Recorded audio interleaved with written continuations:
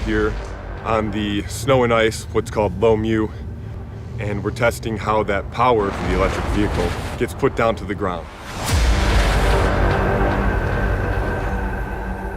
On top of that, it's so cold, you have really good ice surfaces. Alaska grants us a really unique opportunity to dial in that brutally cold testing and then really work on that light, dry snow.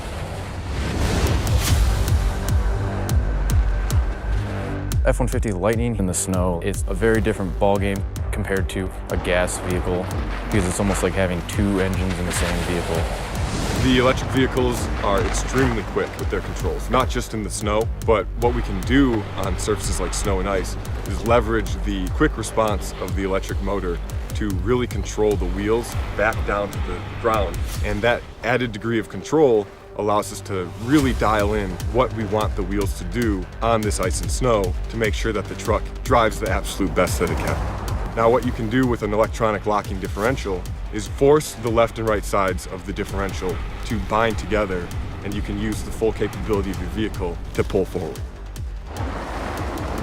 Electric vehicles are so fun and enjoyable to drive, especially out here where you can get slip on ice and snow because the power delivery is so smooth. Alaska's tough. It's brutally cold, and that's why we're here. It's a gritty experience.